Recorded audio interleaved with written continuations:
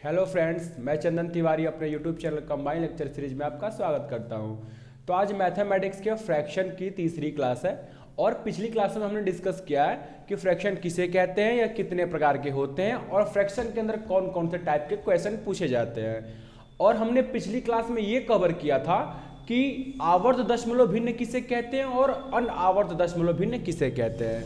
जैसा कि आप लोगों को बताया गया है कि आवर्त दशमलव भिन्न किसे कहते हैं, जब हम कोई संख्या को इस तरीके से लिखें कि हम लिखे हों 10/3 और आप इसकी वैल्यू जब आप फाइंड करते हैं तो निकलती है क्या, आती है जी। इसको जब आप डिवाइड करते हैं तो आता है इसका 3.333। ये रिपीटेशन होने लगती है। तो इस 3 की जो रिपीटेशन होती है डेसिमल के बाद, तो उसको लिखने का एक तरीका होता है कि आप लिख देते हो 3 के ऊपर बार।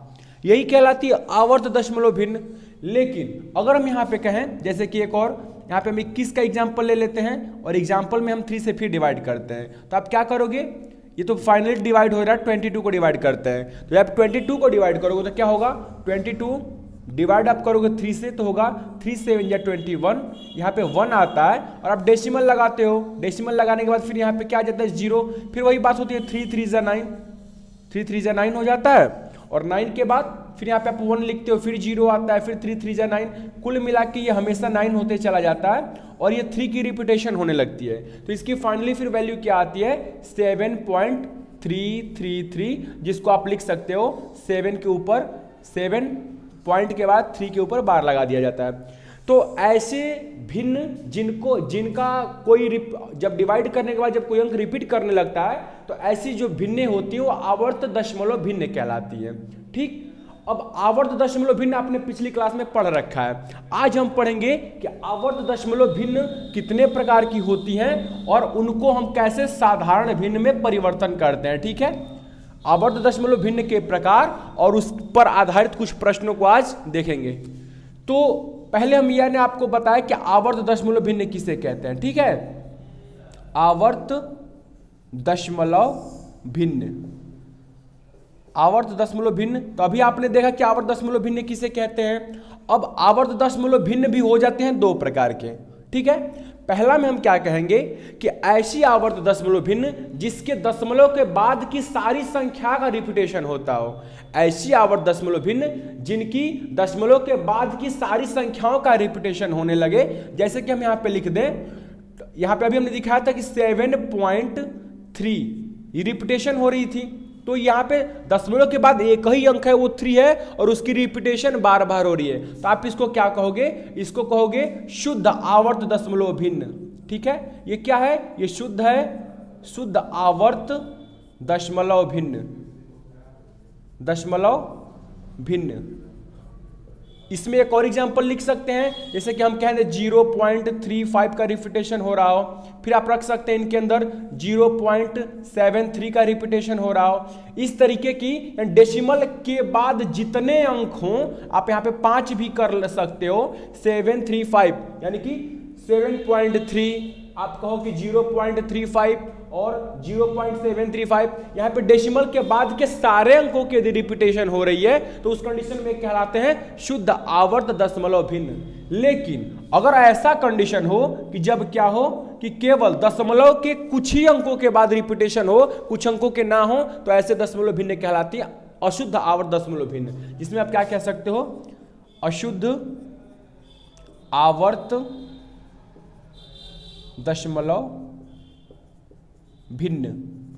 अशुद्ध आवर्त दशमलव भिन्न में कौन कौन सी संख्या आ सकती हैं, जैसे कि मैं यहां पे लिखूं कि पॉइंट पहले 0.735, हमने लिखा 0.735 और यहां पर रिपीटेशन हमको, चलो पहले 2 अंकों पे कराते हैं।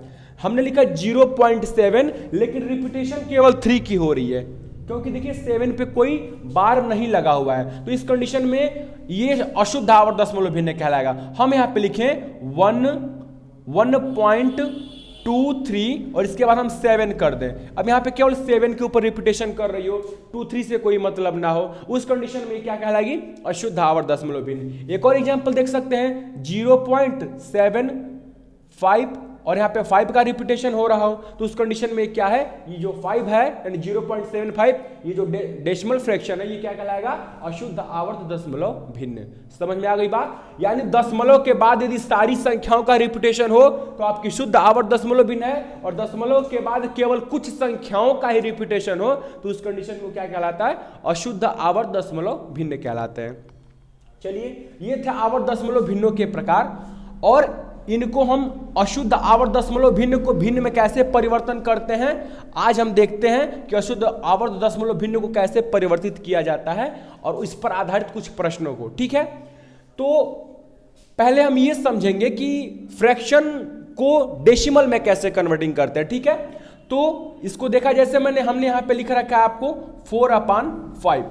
4/5 ये क्या है, ये एक फ्रैक्शन फॉर्म है। कौन सा फॉर्म है, फ्रैक्शन फॉर्म, जिसको कहते हैं भिन्न के रूप में लिखा गया है, और इसको आपको लिखना है डेसिमल फॉर्म में, दशमलव के रूप में लिखना है। तो आप क्या करते हो ना कि 4 का डिवाइड करना हो 5 में, तो यहाँ पे लगा दिया था डेसिमल, यहाँ पे 0 होता है, और कहते हो 5 8 या 40, ये फाइनली कैंसिल हो जाता है। तो कुल मिला के क्या है कि 4/5 को लिख सकते हो 0.8। इसी तरीके से कोई भी नंबर हो, हम यहाँ पे 12 लिख देते हैं और यहाँ पे हमको 15 से डिवाइड करना है। इसका मतलब क्या है, इसका मतलब कि आपको 12 में 15 से डिवाइड करना है, तो यहाँ पे क्या करेंगे, डिवाइड तो जाएगा नहीं, तो आप लगाओगे एक डेसिमल लगाने से यहाँ पे 0 आ जाता है, और ये डायरेक्टली डिवाइड हो जाता है 8 बार में, तो आप क्या करें 15 8 या 120, यहाँ पे कैंसिल हो जाता है। तो यहाँ से भी इसकी वैल्यू आ गई 0.8।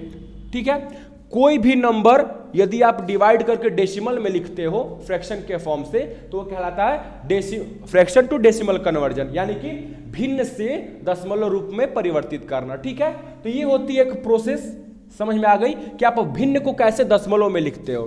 ठीक है, दूसरी, ये मान लीजिए कि एक टाइप ही है, आपके टाइप होता है कि फ्रैक्शन को डेसिमल में कैसे कन्वर्सन करते हैं। ठीक है, अभी हम इसके टाइप सेकंड को देखते हैं। अब यहाँ पे हम टाइप सेकंड को दिखाने के लिए क्या करते हैं आपको, कि पहले से कोई नंबर दिया हुआ है, पहले से कोई नंबर डेसिमल फॉर्म में दिया हुआ है, जैसे मैं आप लिख दे 0.45, ये डेसिमल फॉर्म में दिया है, और आपको कन्वर्जन किस में करना है, कन्वर्ट करना है इसको फ्रैक्शन फॉर्म में। तो कैसे करते हो, आपको बताया गया कि 0.45 लिखा हुआ है, तो आप क्या करोगे कि पहले 45 को लिख लो, फिर काउंट करो 1 और 2 डिजिट पे लगा हुआ डेसिमल, तो आप क्या करोगे, नीचे आप 1 के ऊपर 2 0 लगा दोगे, यानी जितने अंकों पे दशमलव लगा होता है उसके अपोजिट में हम यानी कि अपॉन करके उतने पे हम 0 लगा देते हैं। तो इसको आप नॉर्मली तरीके से कैंसिलेशन कर दोगे, तो क्या होगा 5 9 जा 45, और ये होगा 5 2 जा 10, 9/20।